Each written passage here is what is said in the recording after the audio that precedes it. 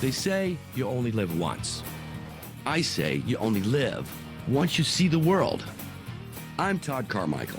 I left the farm at 17 and never looked back. Along the way, I set a world record trekking to the South Pole and built a business hunting coffee in some really dangerous places.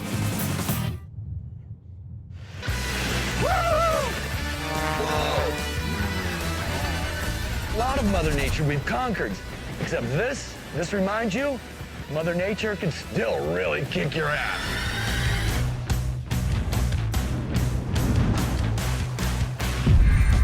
When you have drug traffickers from Colombia setting up shop in dense, remote jungle, the easiest way to get them is to drop from the sky. I've rappelled before, just never 150 feet off the ground, and definitely never from a moving helicopter. Adrenaline pumping.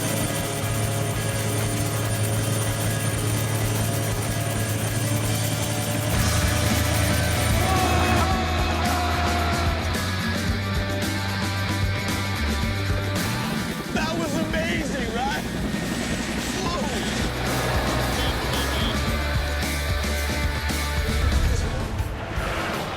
In my line of work, business and danger go hand in hand. The military guys are right behind you, man. I've always considered it just a part of my life. I've chosen that road. Queden aquí. Hey, no camera. Yeah, put the camera down. It's up. Up.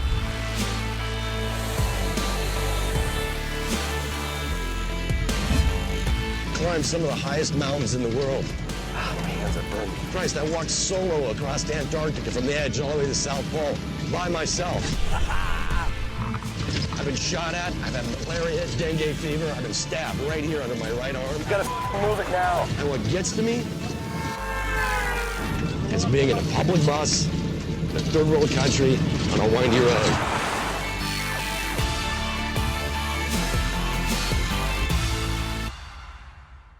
I just want to take a moment, and the gentleman to my right here obviously needs no introduction. He's the guy that makes everything happen at Jefferson. When we think about things that can be different, this is the guy that writes the book about how things can be different in healthcare and imagines not only what is, but what can be, and promotes that vision. And that's why we have him talking with this guy, Todd Carmichael, who is all about making things different, seeing things differently, building enterprises where there is none. And as all of you who are part of the world of Jefferson know, that's what Steve Klasko does. He builds enterprise where there is none. So it's not about what can we do better and differently.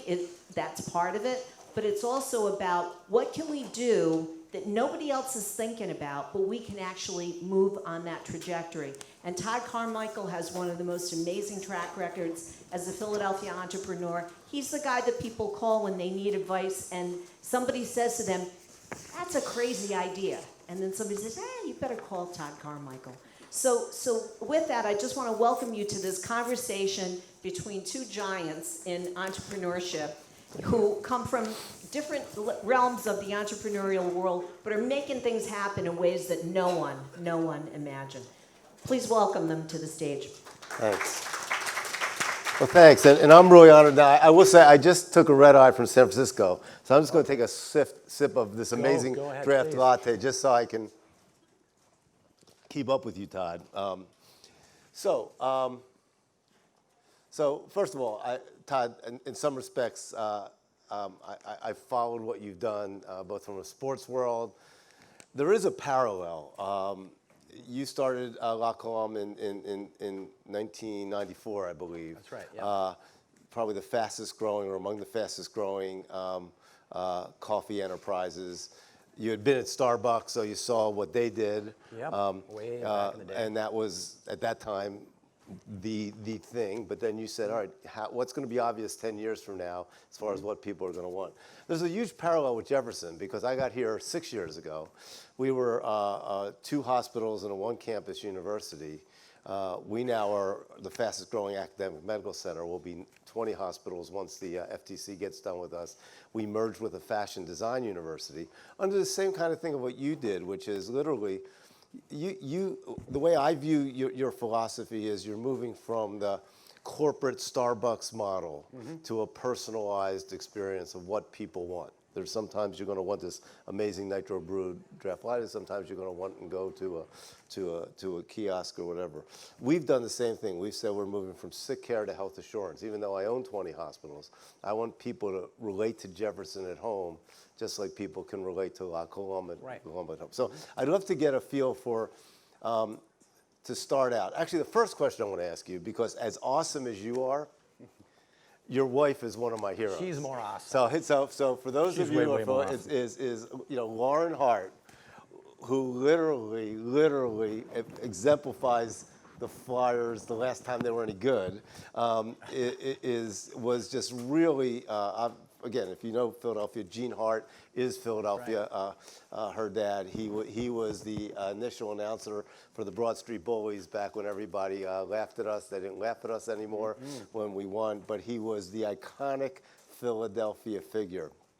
And then she's art and I'm craft. Well, and she's amazing, amazing. And so, so how did you guys meet? I mean, we met on her television show. Oh, okay. Yeah, I. As a crafts guy and a CEO, I kind of live an isolated life in a lot of ways. I don't watch TV, and I really didn't pay attention to sports or other outside of my own. And I was going for my first 100-mile trek, the last 100 miles into the South Pole. I wanted to figure out if a human could survive in that environment and move at a certain pace.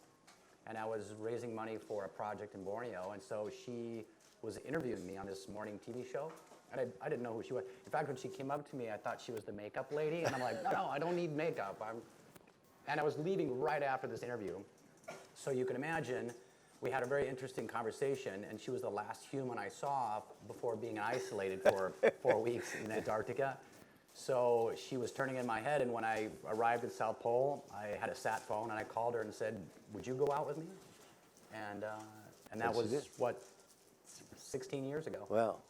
So for people who haven't seen your documentary, and you should, Antarctica is South Pole. I mean, like most people don't wake up and say, I think I'll either run a 5K or go from the Antarctica to South Pole. So how long has that been?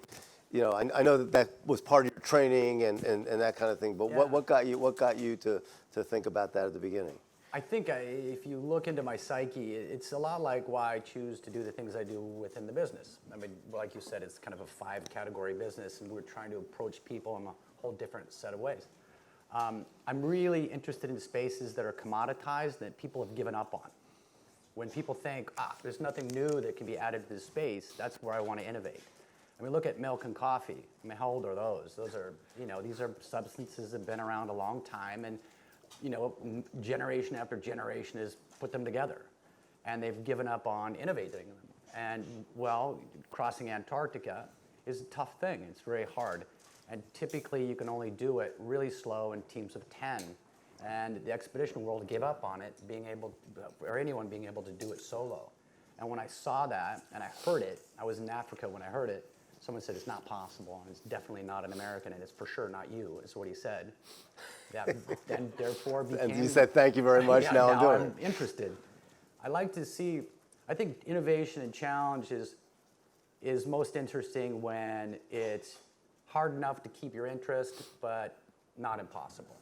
And when you're just on that little edge there, it's when things are the most exciting. And frankly, you find the most reward.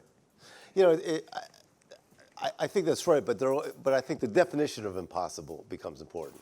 I met my wife on Match.com. She was the associate publisher of Vogue, so a very unusual, from dean of a medical school to. But they had run a campaign for Adidas that I like to use a lot, which is impossible is just a small word thrown around by a bunch of small men and women that don't want to do the hard work to do the impossible. Yeah. So I think I think my first commencement speech, I talked about my commencement speaker in 1970, whatever, way long ago, but talked about, when you graduate from medical school, you need to always remember the art of the possible. And I think the problem with that is, a lot of people would say what you did was impossible. Now, obviously, you calculated and wouldn't have done something impossible. But I think pushing to do the impossible, somebody could have said La Colombe in 1994, You know, you know, what the hell are you doing? Based out of Philadelphia, you're competing with Starbucks, you're competing with the big Dunkin' Donuts, etc. So that's impossible. So clearly, you're one of those DNAs. So since we're talking to people about innovation, how do you decide what's bold enough and that other people might think is impossible? Because I love when people think stuff's impossible, because if you don't, there's that fine line where you can do it and they wouldn't. I think the only thing that really is impossible is when you're trying to break the laws of nature, right? So, you know, if you're breaking a law, if you want to teleport yourself mentally, okay, I'm going to tell you that's pretty much impossible. Impossible is just things that haven't been done yet, right? And so I jettison that idea. I mean, everyone has their story. I came to this city. I was looking for a city that didn't have certain things. And you came from Washington, right? Washington State. No, I came from the south of France in Africa. I was born and raised, went to school in Washington, left, and then I wanted to come back to America, and I was looking for a city. I had an envelope with some traveler's checks and 2 boxes of clothes. And what I said is, I've come to America to change the way America interacts with their coffee. Sounded really ridiculous at the time. In fact, when I would ever get interviewed, no one would ever write it. And I was like, could you please just write that? Because when is that happened, weird how they interact with their coffee? Reference, right? I didn't believe it was impossible. I just knew that it would take a lot of effort. That's it. You know, it's just like walking across Antarctic. It takes a lot of effort. So in some respects, what you did on your 2 passions, which were the whole sort of science of athletics and coffee, you sort of took the same approach, right? I mean, in some respects, the Antarctica to the South Pole was a lot of pre-work, understanding what needed to happen, where people had succeeded and failed. And my guess is you did some of the same things, because there were other small, or boutique, I should say, is a better word, coffee things that had tried to make it and couldn't you know, hit the brick wall of Starbucks or Dunkin' or something like that. You know, if you're trying to compete at a commodity game with bigger companies, it's a losing equation. If you're just providing the same thing everyone else is doing and you're smaller, you're just wasting your time. You want to enter the commoditized space and you want to differentiate, and the best way of saying that is just be really different, right? And you know, later on, I learned that we come up with the term, specialty coffee. So what I was doing apparently was specialty coffee, doing something that's of a higher grade. And remember, I mean, I kind of started in 93, 94. Back then, the best beer you could get was Heineken. Right. That was it. I mean, Heineken was like the thing. I remember they used to have to import Coors because that came from Colorado. Coors was amazing. You had two kinds of cheese, orange and white, pretty much, right? I mean, that's what you had. The wine was like, oh my gosh. I mean, it was, so we had this whole environment where everything was very much the same, very commoditized. Salt, pepper, coffee, that was on your table. Your coffee didn't come from anywhere. It didn't have any profile. It didn't have any characteristics. It was just brown, right? And I look at those areas and say, those are the areas with opportunity. You have this very same challenge. Right? Absolutely. Are you providing the exact same thing as everyone else? If you are, you can only compete on price. Right. We spend a lot of time. So I had a chance to work at Apple for a year in the pre-iPhone era. And you know, what hits me, because I think it's a lot of what you said, is their stock was 15. That was about 27 splits ago. So I think it would be worth about 2,100 a day. No, I didn't keep my options or I wouldn't be up here. But at the end of the day, everybody was thinking incrementally. Or that when Steve came back, are they going to come up with a competitor to Dell on laptops? Because 10 years from now, laptops will even be smaller and cooler. Or are they going to come up with a competitor to Windows on an operating system? And that was when he came out with that first iPod, because he knew things were moving to a digital lifestyle, very similar to you. At Jefferson, we've tried to look at it this way. Even though we've gone from 2 hospitals to 20 hospitals, I believe that hospitals will be commoditized. I think hospitals will be a lot like coffee. Not the doctors, but the hospitals. Right. And the ability to charge $5,000 a night to stay in a place that has a lousier TV and lousier food than you have at home will be increasingly compromised. So we call it at Jefferson healthcare with no address. That in a very short period of time, we hope that consumers will be able to consume their healthcare the way they consume every other consumer good. And if you come to Philadelphia 5 years from now and say, where's Jefferson? I hope people can't answer that. Jefferson Sure, in my they home, or say Jefferson on everywhere. my iPhone, or Jefferson on my iPad. Yeah. So in some respects, what hit you?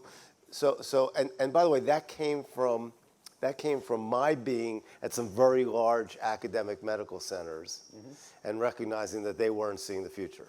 We tend to underestimate technology in the long term and overestimate in the short term. What hit you when you were in Starbucks? Because you worked at Starbucks Yeah. for a little bit, so you clearly weren't. There must have been some things positive that you learned, and some things that you said, "Gosh, they're not doing it right." Yeah, well, the reason I was at Starbucks, I should probably give it context. I'm a farm kid, single mom, big family, poor, right? And I found my way through endurance. Endurance got me into college. And when I got to college, and that was beautiful. I got a scholarship, University of Washington. I intended to go to the business school. But I needed extra money, but I realized I wasn't qualified to do anything. I couldn't serve you food. I'd never actually been in a restaurant, right? So I had no reference points. But I found this little warehouse, this bay door, and I looked in there, I saw grain sacks being drug around by guys my age. And so I said, like every farm kid does, "Is there any work today?" And they said no, and I went back 10 days in a row until finally some fool didn't show up, and I got the gig. And when I went in there, I looked at the names on the sacks, and it wasn't the kind of grain that I'd ever seen before. It was Rwanda, Burundi, Uganda, it was coffee. And it was agriculture. I come from agriculture, I got agriculture. And then I saw the equipment, and it was blowers and metal and welding, and I realized this is mechanics and agriculture. I found a home, I could work here. And it was called Starbucks, and they had 3 cafes, and Howard was not there yet. It was still very much a family business. And as I went through business school, whenever I had to write anything, I would write it in the context of coffee. And I began analyzing the industry from a more mature way and looking at where I thought it would go, and ultimately wrote a business plan. And I named it La Colombe. And this is how I felt at coffee. I believe that we should go to the farm. And why the name, by the way? Well, I wanted to see, in my studies and later when I experienced it, I spent a lot of time in my favorite places in Africa. Where you are is way up into the mountains in any country, in isolated countries. And the language up in the mountains is never the language in the capital. So it's tribal. A lot of them are tribal languages, right? And so folks tended to communicate through symbols and gestures. And I wanted my logo to represent who I was, which is I'm coming here. I'm a gringo, but I come in peace. And you find that in Central and South America, Asia, and most parts of Africa, the La Colombe dove means peace. And that's where I wanted to take the company. This was way before farm to table, way before anyone gave a shit. Well, sorry, I almost said it, Brad.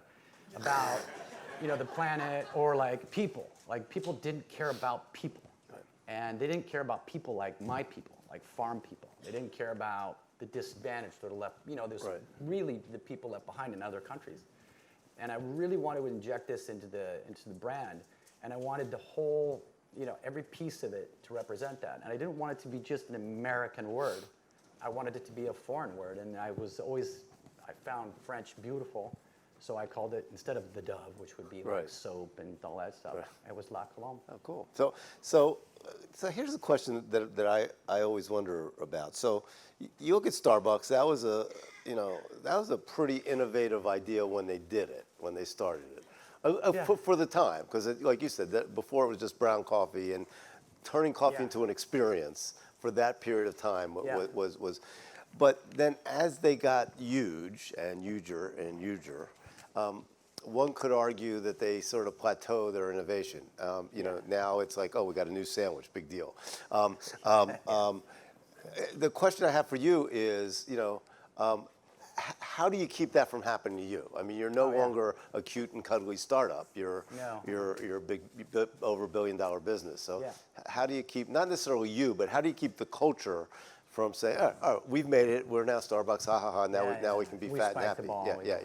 First, you have to recognize the universe, the solar system, planet, everything, including your life, and everything you touch is not static. Everything is an upheaval. Everything, it's almost like plate tectonics constantly going around you. So you cannot sit by and think that whatever you're doing today is going to match tomorrow, because boom, a mountain could arrive, right? So everyone has to understand that the environment we're operating is unstable. Like as humans, we like to think of the mountains have always been there. They haven't, right? We like to think this market is this way and will stay this way forever, and it won't. Second is, it's injected in the brand and in the vocabulary that I use every single day. It's nothing is ever finished. Nothing is ever finished. That draft latte you're drinking, I've reformulated it 6 times this year. I've thrown away more sleeves than you can handle. Pretty damn good now, though. Because I just keep moving it forward, right? And you go ahead, I'm sorry. Well, when I go, let's say folks from Nestle will invite me to their R&D labs or on these famous companies because I've done different things. And you go to them and they're like in the basement next to the boilers and everyone's depressed. In a truly innovative company, innovation should have a seat at the big table constantly. I personally am involved in innovation where I meet with my innovation department 3 times a week. I meet with my CFO 1 time a month. Not that I'm not prior, but the priority is innovation. This is the fuel that feeds your future. And a lot of times folks have relegated it to some kind of like small department that maybe they're going to come up with something. And that's not the way it is here. Plus, coming up in Seattle, becoming, going from being a 17-year-old farm boy to finally kind of graduating and kind of understanding the world a little bit, I looked around and I admired companies like Microsoft. And the guy at the top knew how to code like a freak. And I love that, right? I like that the CEO knows how to make what he sells, right? If you look at Jobs, as flawed as this man was, he could build a freaking board. He could build a board. So he's fueling the innovation because he or she knows how to make what they sell. Since then, I've had the opportunity to meet tons of CEOs who have no clue how to make what they're selling. What they're doing. Like, they walk their factory floor and they feel like a foreigner. Like, people don't even know who they are. And I think this is a real dangerous position. And more in today's business environment, you're having people from Pepsi run a train station, or they were switching these CEOs around as if they're pieces on the same board, and they're not. How are you going to innovate if you don't know how your thing's being built? If you don't know how to use your own hands? Right. I think that's a great lesson. I think, and as a great lesson there for healthcare, because I'd say about 10 years ago, 5% of healthcare CEOs were physicians or nurses. Today, it's about 85%. Yeah, that for makes exactly the absolute same sense. reason. I mean, literally, the folks that are, counting the beans, if you will, not the coffee beans, really can't understand what it's like to be out on the floor or whatever. Or they can't smell an innovation because innovation is going to be, it's going to be some data, probably not really that tight, and a whole bunch of intuition and direction. I smell this, it's coming from here, right? And if it's just data, you're not going to get it. You're not going to be able to make those risks. Listen, those risks that Jobs took, they were crazy. Yeah. Look, and I don't even want to bring him up, but like, what's the name of that Tesla cat? Musk, right? Yeah. He's just out of his mind, intuition, right? Yeah. But he's just like, that guy scares me. But the stock's 792 today, right? I know, it's just like, but there's this huge thing that this could be a thing. And I think that when you're that CEO who's been in the trenches and has worked with their hands or worked with their mouth or worked with people, they have more of that in their muscle memory than someone from outside the organization. But you, there's 2 things you said, one about Jobs and one about what you did, that I think are really instructive for us. So the thing that I learned from Apple, and I had worked for a guy named John Couch, who had worked for Steve, he was the head of education, and when you believe something's going to happen 10 years from now and you're willing to do it today, you have to go from the old math to the new math. And there's no way it'll make sense. The reason I only meet with my CFO once a month is I don't even want to tell him what I'm doing. I know, because, right? I know what I'm going to get. But what he did was he moved dollars from the old math of making computers and making operating systems to this new math of this thing called digital lifestyle that nobody knew what was. Yeah. And exactly to your point, I did the same thing. Yeah, I mean, you did the same thing. So we have, let's say, 4 channels, brick and mortar retail. So we have 34 cafes from coast to coast. Hospitality is a big piece, so it's business to business, hotels, restaurants, cafes. E-com platform, and the new one, which is RTD. That's what you're drinking. Now, I needed to build a plan. I needed to spend about $85 to $100 million with an idea. and a thing that I made in my basement with my kids, right, a draft latte. But I needed to pull that from brick and mortar retail, which is the sure deal, right? You build cafes, people come, La Colombe, it's great. We have all these locations. I'm gonna pull it from the sure deal, and I'm gonna jam it into this mystery channel. And let me tell you, for 3 years, it's a hard row. You have no friends.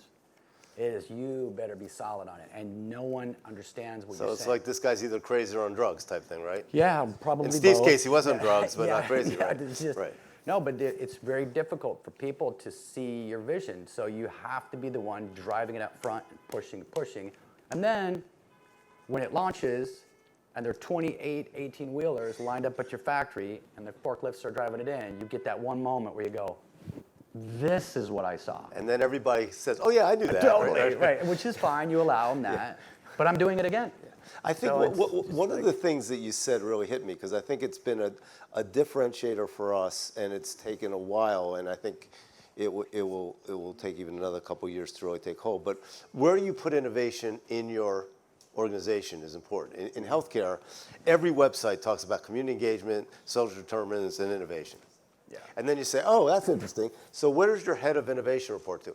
Oh, she reports to somebody who reports to somebody, reports to somebody, reports to the dean. Oh, okay, you're all about social determinants of community health. Where is your social, oh, she reports to somebody who supports, you know. And No, so you what gotta- we did was we created this 4-pillar model where the only 4 people that report to me are the old math of academic and clinical, and the new Yeah. math of innovation, Monday to strategic Tuesday. ventures, and and then you know, and what that does is it forces at a very senior level the future and what we are. I was giving a talk at Wharton where I graduated, and we were comparing it to retail. And I said, I want to be Target and Walmart. And people said, what do you mean? I said, well, when the e-revolution came, there were stores that said, oh my God, nobody's ever going to a store again. Yeah, You know, I'm going to go all E and close all my Everyone stores. went Well, to they this went side. under. And then there was Macy's, Sears, and Penney said, what a stupid fad. You know, everybody's always going to go to the mall. Target and Walmart said, you know, we're really good at what we do, but we really also have to be this. We've tried to be that, I think, at Jefferson, that somebody has pancreatic cancer, you know, we have the best care, the best nurses, the best doctors, the best hospital ever. And they don't care what size the TV is or what the food is. But then we also have to be out for people that are well and not have to have them come to the hospital. Yeah. So how have you done, like, how do you have people think about La Colombe in a very different way, other than, oh, I walk past there and they're the most convenient place? Like, how do you get people to say, I want to go, if I'm traveling to a new city, I hope there's a La Colombe and I'm not stuck at Starbucks or Saxby's. We like Nick also, but. So for the brick and mortar retail, you're saying, how do you appeal? Yeah. Well, and 30,000 feet. What works in brick and mortar retail are 2 things. And if you can be both, then you're going to have great success. And this is just very broad stroke. You have to provide an experiential kind of moment that is unique and feels very good. And it causes, hopefully, happiness. Or you got to be convenient as hell, right? So that's why convenience stores are on the total rise right now. Convenience or experience. And if you can be both those things, you can be a beautiful experience and convenient and fast, then the lines line up out the door. Like we have cafes on average, we do 275 transactions an hour. And that's pretty intense, but it's that fast experience. Outside of that, you have to be, folks are very, I don't know how to say it, invested in their communities more now than ever. And you, as a retailer, it's really important that when you come into the community that you give respect to the architecture, that you don't gut a building, you bring a building back, that you pull their people from that community, and that you participate in the community. You're not just there to sell some shit and get the money out, right? This model of just rubber stamping green things on every corner, no matter what community, you want to reflect it. If you go to my cafes in Beverly Hills, or to Silver Lake, or to Lafayette, or Fishtown, each one is absolutely different because it's meant to fit in that community. And that's super, super important. And I think retailers that are of my father's age never paid attention to that. And we reject it. We reject it as consumers. They're just not going to be as successful. You can't take You can't take people for granted, and you can't take communities for granted. And this is something that I think retailers have to pay attention to. Before you start designing, go spend some time. If you go to Washington, D.C., it doesn't look like Philly. It doesn't. Each one is different. Whereas the old chain, right, tried to do that. It was all about one size fits all, retail. Well, there's nothing one size fits all anymore. Nothing. Name one thing. There's nothing that's one size fits all. Why would your store be it? So I'm very in tune with that. So, so we have some folks here that by definition are probably interested in pushing the envelope and becoming entrepreneurs. What advice would you have for some of the younger folks that are out here saying, look, I'm a doctor or I'm in healthcare, but I have an idea and I really want to take it to the next level? Okay. I guess I have lots. I think, let me start with this one. Passion is bullshit. Passion will get you nowhere. This has been drilled into every entrepreneur. Get it out of there. That's not true for our medical students and nursing students, by the way. No. So No, let me tell you why. Passion is a human emotion, and it's a fleeting human emotion. You could run hot. It's like epiphany. It lasts for, a couple minutes, maybe an hour, and then... Well, you've been married for 16 years. Yeah, so no, but you wake up in the morning, you got a hangover. What do? You're going to quit your job? No. I tell you what matters, right, is obsession. Obsession. Obsession can be counted on. Let me give you an idea. So when I announced I was going to walk across Antarctica, a bunch of other guys in that whole sector tried to do it at the same time, right? No one made it past 4 days. When I met them at base camp, they were all bummed. They were passionate. But once the punches start, once you really get plunged and you're climbing out of a crevasse and it's 80 below and it's 60 knots and you're alone and you're dragging 275 pounds of your stuff behind you up a hill, passion goes away. It's just going to be just like that when you start your own company. But if you're obsessed, it don't matter. Those things don't matter, right? So how do you get obsession? It started with my sister. She's a professor. She's just amazing, way smarter than me, and she's just a better human than I am. But she told me when I was young, I said, what am I going to do? What am I going to do? And she said, you know what, Todd, you should go and your interests follow. And it was just the most beautiful sentence. But I learned later on, go, your interests follow. And if you continue following your interests, then you become obsessed. And once it's obsession, you're golden, right? So I say, forget the passion. When it happens, when I have a passionate moment, I love it. It's usually with my kids. I'm like teary-eyed, I want to go. They're on the ballet, whatever they're doing. I love passion, but I could never get past $1 billion with that. It's just not a reliable emotion. So find your obsession. By the way, just think about that, like minus 10 degrees, 85 pounds on your back. So any of you that are thinking of calling it Uber back to your office because it's too rainy, just think about that. That's a big one. Plus, I think live like a rock star. I always say this one. What it means, live like a rock star when you start means, well, before the hit album. So like with a futon and a van and like embrace poverty. I lived across the street at 19th and Lombard when we first got here. It was where the projects were, and I went there on purpose because I knew I could get a really cheap place. And I had a little fridge and a hot plate, and I stayed there for 10 years. But I paid $125 a month rent. And I ate out of a can. I embraced that my company was going to get it all. You're the parent. You don't need it now. Later on, you can charter a jet. That'll be later on, right? I think that a lot of entrepreneurs want to have both. They're like they think wrongly that there is no balance. This whole notion of I want to live a balanced life while starting a company is like having 2 twins, and I'm a single mom, and I'm going to have a balanced life. It doesn't work.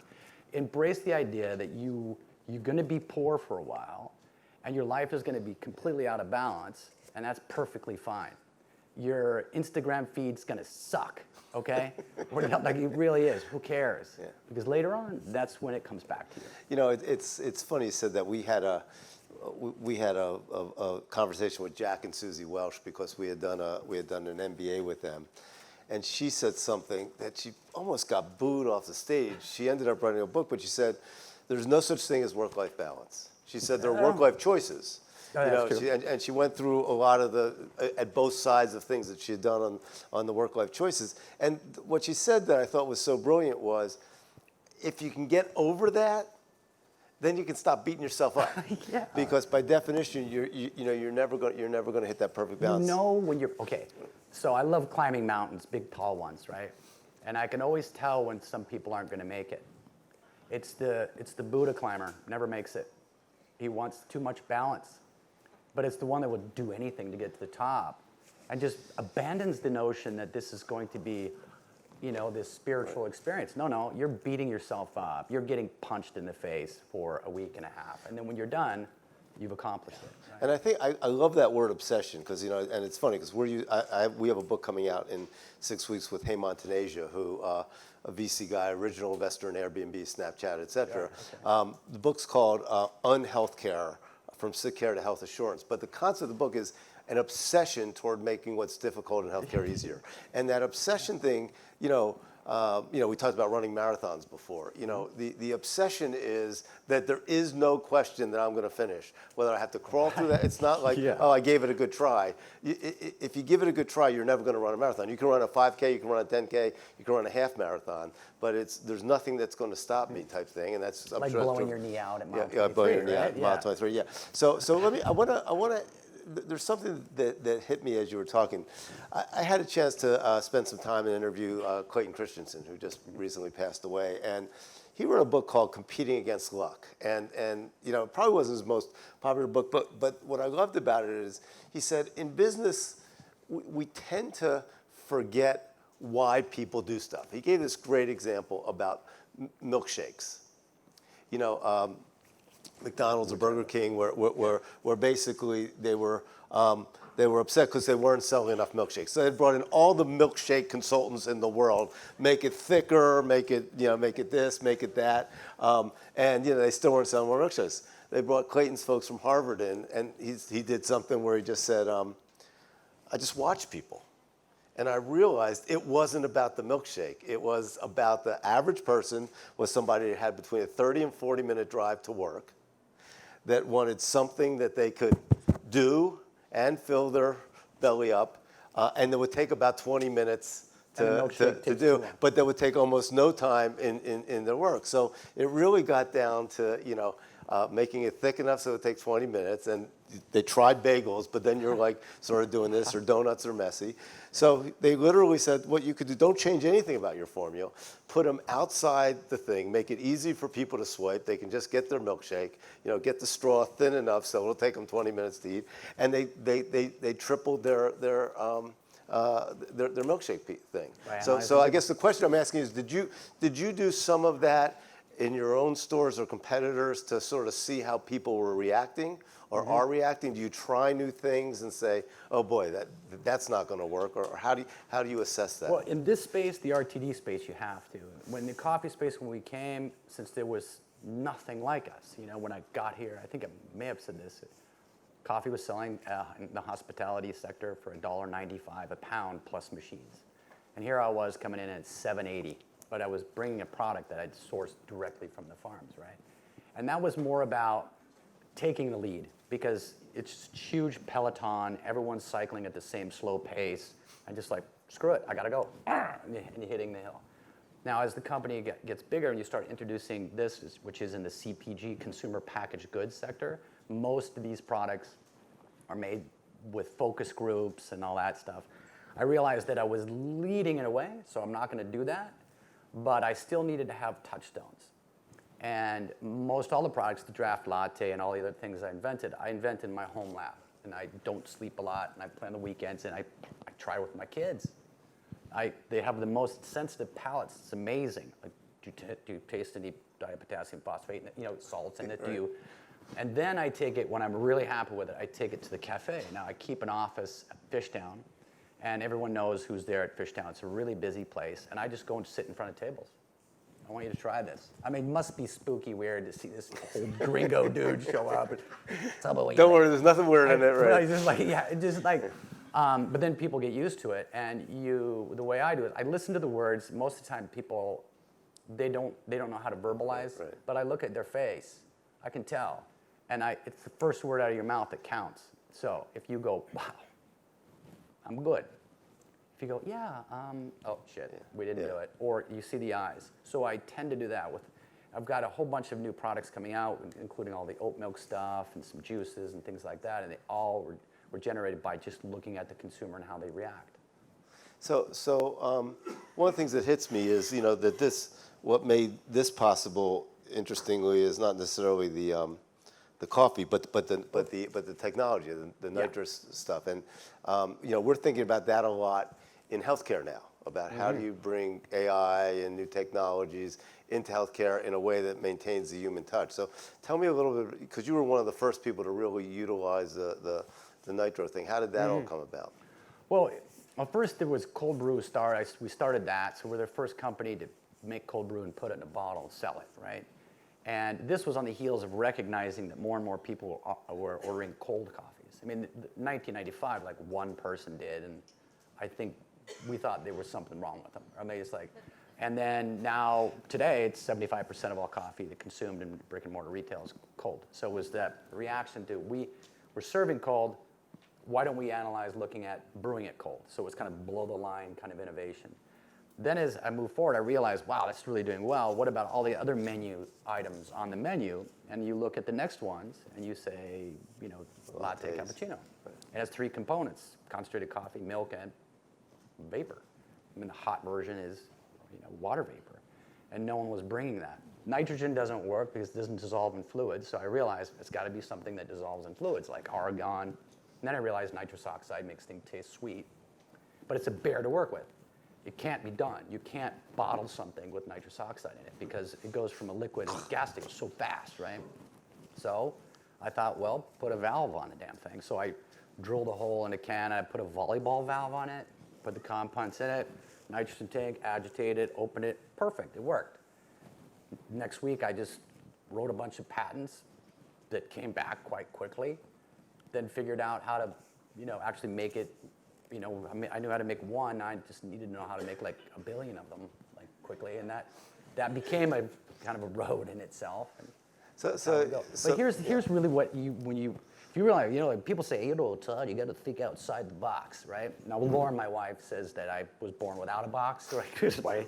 my ideas they're not contained. But actually, what I'm doing is there are many, many boxes, and see the real trick is going in other people's boxes. Right, so this is classic beverage, right? Specialty coffee box, and aerosol. Because where I solved it is with an aerosol. I went to the aerosol people and said, this is what I need to do.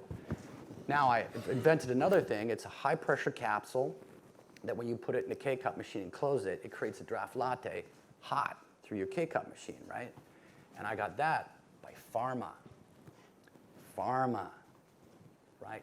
Closed vial technology. That's the way to do it. So I spent time in pharma and pharma packagers, in the hazmat suits, looking at how these things are done and realized, okay, so I can combine aerosol, pharma, classic beverage, and specialty coffee. We have the Jefferson Institute for Bioprocessing, which we can turn into a totally, coffee thing. It would be a great lab for you, man. It's it's the first thing when I heard it, I'm going. But it's just like we all do these things where pharma is one of those ones too. It's very protective. It's really hard to be a beverage guy and go in. And it's really hard to get them to come. They would think, I'm trying to cure cancer. What would I possibly do in a beverage factory? So it's interesting. We want to get some questions, but it hits me what you said about that because I'm a governor of the World Economic Forum, and this year, so we run a thing with the CEO of UPS. Mm-hmm. And the CEO of UPS was saying, I'm going to be out of business if I'm not a 5G company. So like, what, you're the guys with the really ugly brown shorts and the brown vans, right? Like why would you need? Well, because he believes that almost all deliveries will be drone deliveries. And 5G totally disrupts the drone technology because of the latency period, et cetera. And he said, so Huawei or Verizon could more easily become a transport company because if they're going to be able to get things faster than I can, then they could easily buy a transport company. So I have to become a 5G company. Sort of interesting that coffee, which went from, I look at coffee almost going both ways. And when I Yeah, say that, because you got this kind of stuff, It's a which is coffee roasting technology, company that became and then you go to retail San beverage. Francisco, and it takes like a half hour to get the goddamn cup of coffee because they're doing that, drip thing through the old Sanka it's like type an thing. IV bag. Yeah, it's right? like an IV bag, and of course I go, like, I just want a cup of coffee because they take like 20 minutes, and they go, Yeah. well, if you want one of those, just mass-produced ones. So it almost seems like it's going both ways. Yeah, it is. I think that they're falling victim to the same thing that other industries can, was you absolutely fall in love with your past. And you think you have to now preserve your past. Hey, albums, man, LPs. But this, it's like, this is the way we do it. And you're like, but you know what? That sounds like an animal that will resist evolving in a changing environment is going to die. You have to evolve as an individual and as a group and as a company and in your tech. Everything has to move forward. Either you're going to miss the opportunity or you're going to die. If you want to survive, you need to evolve. This is the law of the land. It's the law of nature. And at some point, It's also the law of moving the program Oh, forward. okay, We're go gonna ahead. have to Oh, move yeah, on to okay. questions. Good point. We have a question here. First of all, thank you for the coffee. You bet. My question, well, today I feel like everybody, myself included, doesn't want to go to Starbucks because they want to buy local and support local. So my question is, when you are trying to create a business and grow a business, how do you still maintain that neighborhood feel? When I first started and we went from like 15 kilo roast to a 30, like everyone was really, really concerned that I would be too big to be good. And the fact is that it's not size that drives that. It's your mentality. It's the way you think. And thinking creates that, not size. And what you pay attention to. So, when we go into a neighborhood to build something, we're going in with this set of ideas that's not like, I wonder how much we can get out of this neighborhood. It's the philosophy and the way of thinking. Craft is a way of thinking, and it's a way of behaving, and it's also a way of putting up with loss. Accepting the fact that you're not, my job isn't to take every dime out of your community. My job is to be a part of it. And I think that equation does make financial sense because I'll be there a lot longer than anyone else. When I say I, meaning the company. Yeah. And Todd, you said something really important about going in there and finding out a little bit about the community. Wegmans does that better than anybody else. Oh, I love them. Wegmans goes into the community and says, does a survey. How many Jewish people do we have? How many Muslim people do we have? And their aisles are different depending on the nationality. They're a family business, and I know them very well. They're one of the friendliest retailers. And I each work with. Wegmans is different. Is in some respects different. So, at the end of the day, as long as you have, some folks who are the people responsible for the ultimate decision that care about life more than they care about the numbers in their business, that care about their people, that care about their farmers, that just give a shit, that are decent, then you can get bigger without damaging anyone, right? And also it's pace. Let's say it took me 12 years to build my second cafe, because I really wanted the first one. And then I've taken a break for 2 years because I want to make sure those ones are really good. Like everyone's good, all the people are good, and now we're going to go into another building phase. And I can do that because I don't have, listen, there are 2 founding partners, and my best friend is the angel investor. He's a guy who started a company called Chobani, right? And he's as socialist as we are, and he's as craft-based as we are, and he's in no hurry to look at the number. Our board meetings are like, yo, sup? This. And so we've kind of built it so we do no damage in that way. So we have a question from one of our pharmacy students, Rishi. Thanks. Hi. So my question is, previously, La Colombe didn't offer Wi-Fi to its customers until recently. So what was your thought process behind making that change, and how did you assess the risk of alienating customers, or did you just angry people that we did that? Well, actually, when the Wi-Fi was invented, By Al Gore? I said no. Yeah, I just said no. And then it popped up a couple times. Then I found out that the cafes were offering it, and I told them to stop it. I appreciate the need for Wi-Fi. However, I also appreciate the dwindling amount of opportunities that people have to communicate with each other. The dwindling face-to-face time that we have in our communities and in our places of where we are third place. That, you know, when I think of all those people who met each other, dated, and got married at La Colombe cafes, that all those best friends that were made, and all those beautiful political conversations, and all these religious conversations, all the things that helped us become who we are in Philadelphia, that little piece of it was being cut away by time on the screen. And I said, I would rather not get the business, because I do this, than erase that space. So I have to be a little island of analog. So it's like, just like, this is where you gotta say hi to people. And it's unusual because other cafes are coming to me going, how do I reverse it? I said, you just have to accept the idea that some people, like, just like on the web, some people are gonna hate Todd Carmichael. You know, that one phased out right at the right time. So we have a question from Sharmini, who is our innovation intern. Thank you so much. I have really enjoyed your talk so far, so thank you for coming and speaking with us.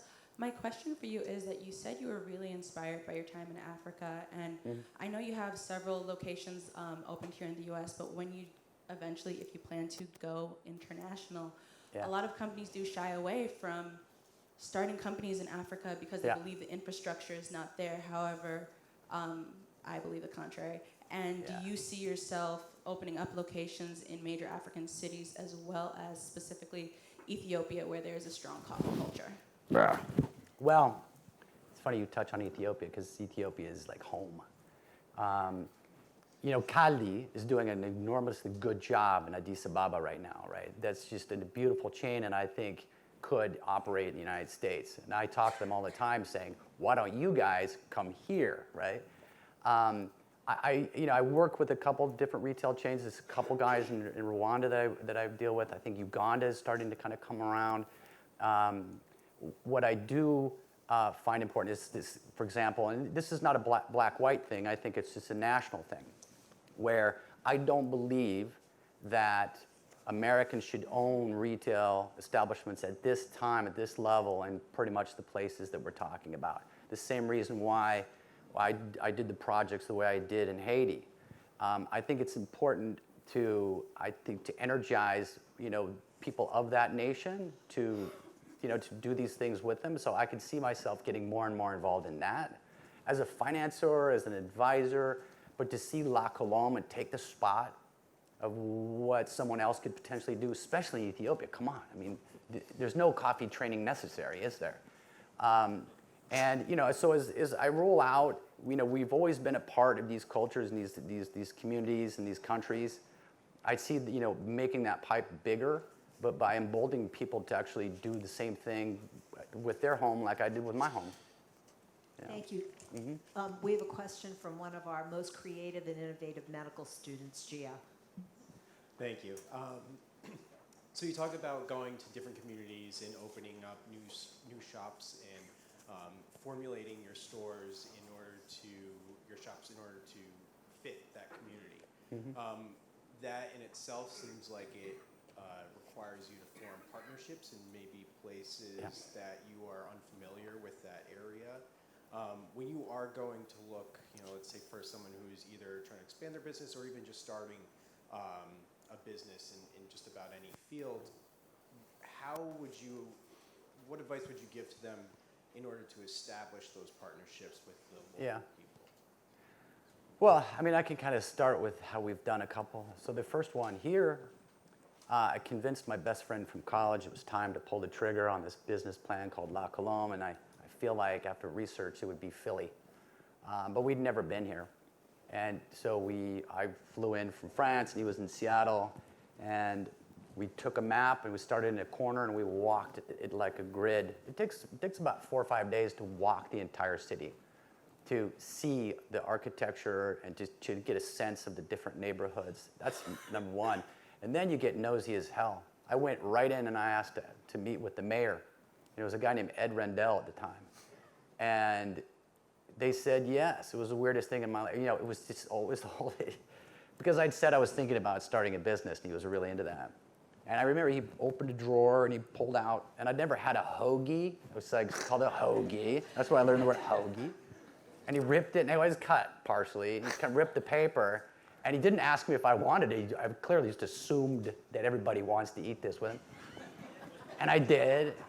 Tomatoes are falling, you know, it's classic. And by the time I got to the end of it, he'd finished his story, and he'd pretty much made meetings for me for the next couple days with pretty much everybody that had started a business recently in Philly. And by the time I'd finished that, I realized this is the city I wanted to be in. I mean, the mayor shared his lunch with me. I mean, and everyone else took the time. So it's just by being nosy. You know, it's not a time to be shy. You just got to get in everyone's grill. You know, Chestnut was boarded up. Walnut was half boarded up, right? And Rittenhouse Plaza, I mean, it was, the crack cocaine epidemic was in full swing, and so you could tell that the city was really on its knees, but there were these grass shoots. There was so much promise, and there was so much grit in people that I realized it's not going to stay on the ground for very long. But it was going in every single door, and all those ones that were open. Can I talk to your manager? What's it like? Just like that. I saw a hand go up somewhere over here. Yeah, but there's one back there too. In terms of progressing your thinking on innovation, does La Colombe have venture investment inside the company that would invest in new companies agnostic of region? What, are you asking, do I have like investors? Corporate venture capital. No, I don't. I had venture capital for 42 days. 42 days is all it took for me to then have to raise all the money to get them out of there.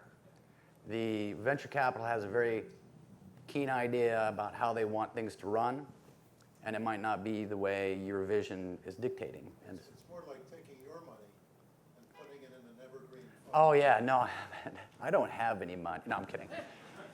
I give all my money to my kids. No, I don't. You know, we're still very kind of, it's craft-based innovation where, you know, I think it's like spark and grind, right? So you get this spark, and then you begin this kind of very small grind, and I try to create prototypes based on that. And when I say I mean I spend a day and a half a week in a little frickin', you know, place in Port Richmond with my, you know, it's just a portable office that they pick up and they'll bring to a planner, and I just grind at things, just grind on them. It's not as sophisticated as you would think that, like what you need. Right. Me, it's like staring at something for 4 days, going, how can I make that different? You know, how can we change this? But do you ever see, I mean, to his question, do you ever see somebody that's doing something really innovative and new in technology that could have an impact on you that you say, "But I'd like to buy that patent," or "I'd like to," or do you make everything on your own? Yeah, everything.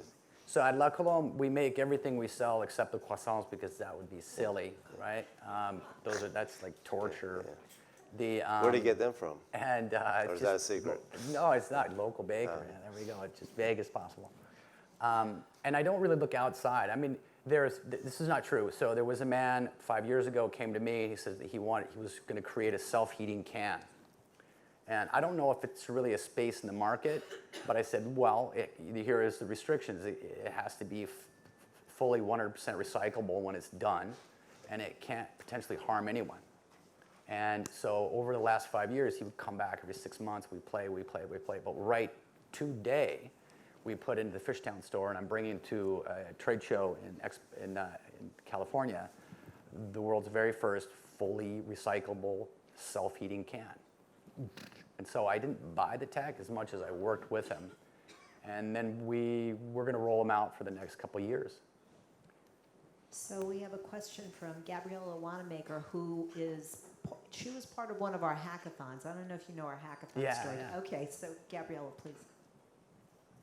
Hi, I am going to follow your instructions and get in your grill in the most well-intentioned sort of way. There you go.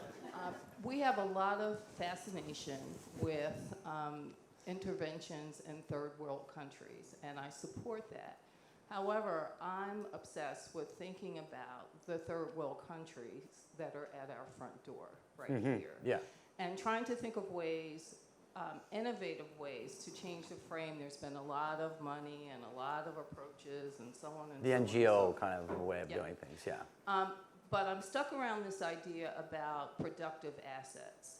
And what are the kinds of productive assets that we might be able to provide that then become self-sustaining? Yeah. And I have some ideas, but I would really like to have your input. So here's the grill part. I will drink as much coffee as you like. Your new products, you can watch my face for 45 minutes if I can ask you a few questions. Sure. I love that. Thank you, appreciate it. I think she's going to be in Fishtown pretty soon. Yeah. I think we have time for one more question. Anybody? Right back here. Hi, I'm Laverne Webb, the Director of Diversity, Inclusion, and Campus Engagement for the Jefferson College of Life Sciences. And I've heard you say quite a few times that, you want to bring people together and bring the community together. Mm-hmm. And I just want to ask you, I know that you're strategic in terms of where you place your cafes, because where Fishtown is, there's a lot of young professionals in that area. But has any consideration been given to putting a cafe in some of the more, I would say, underserved areas? Because a cup of coffee costs about $4 and up. And so the average person may not be able to afford it. So there's a whole community of seniors and other groups that may want to try your product, but unfortunately not able to afford it. Yeah. So can you speak to that? Yeah, I can. I mean, I can tell you one, that any decent cafe is never made up of one kind of people. That's just, in fact, JP and I are constantly going on about mix. And it's age, it's race, it's religion, it's sexual orientation. And when you get a nice little grid like this is when you know that you're not only successful, but you're actually doing something important. So we're always kind of looking for those arenas where you get a little bit business guy, you get a marathoner, and you look in the cafe, and when you see that, that's what you're looking for. There are, especially in Philadelphia, there are neighborhoods that are grossly underserved.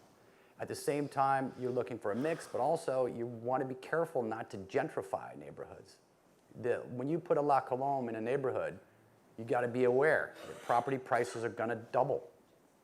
It's a dangerous tool. So the last thing you want to do is go into an environment where you're going to disrupt it that radically. So you're always kind of moving around the trim. So we're trying to maximize with constraints. Some old calculus coming back to me suddenly. With giving benefit to the community without damaging it, while at the same time, making it available to folks that may not otherwise made it available. It's a really tricky algorithm. And for us, and particularly when we look at this city, right? So this is a minority-majority city. And a big piece of that city is being ignored. Now, how do you go in and cater and be a part of those neighborhoods without hurting them? Because something like La Colombe, we're a big fat thing, it rolls over in bed, it can suffocate you, right? And we don't want to be that. I watch other businesses do it, and I'm infuriated by it. Like, how do you participate? So that's why. So typically, like our production facilities, like a roasting warehouses, will go in neighborhoods that need the jobs. That's where you go. So that one's the easy one, right? But a cafe is like a two-edged sword. Yeah. So, can we have a round of applause and thank our guests? Two of the most creative guys walking the streets of Philly. Yeah. Our Steve Klasko and Todd Carmichael. Thank you. Thank you. I want to leave with one question. So, back when I had hair, it was Marcus Welby, and the commercials in between Marcus Welby were Sanka, Sanka. And instant coffee. Coffee's changed a lot. Healthcare hasn't. We've changed in our medical thing. As one of my friends said, we deliver Star Wars technology in a Fred Flintstone delivery system. So if you were in my job, if you were in my job, and all of a sudden somebody said, you're now the CEO of the largest health system in Philadelphia, what would you do on day one? First, I would start studying really, really hard. I think, no, it's like we're saying, like you look at like NGOs, can't tell you all these tragic stories that I've seen in countries all over the world, because what they don't do is their homework about what that community really needs before they give them what they need. And it doesn't work. They can't figure out why it doesn't work, because they didn't spend the time to really do the homework, right? And I think a lot of folks, particularly CEOs, have become so insanely egotistical that they think they can answer that without doing any homework. Do not point to me when you say that. I know. Like I just did title.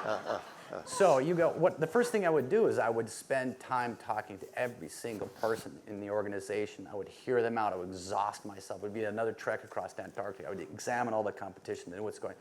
And I think you're right. I think sometimes we focus so much on our service that we don't look what it's housed in. And we think, well, we have this new laser. We have a laser. Right? You remember, or the machine that goes beep. Yeah, or those things that say, we're patient-centered, like there's one patient in the world. Like, And then they don't look at, what's around it, or who the people that they're serving. Or understand that, there are different levels of the community. Like, okay, I come from poverty, right? Poor people are afraid of you. We're afraid of hospitals. We're frightened of you. We're frightened about death. We're frightened. We don't go that. The working class, same thing. They're too strong to deal with it. But there's so much fear in communities as hospitals. But each different part of the community has a different sense of who you are.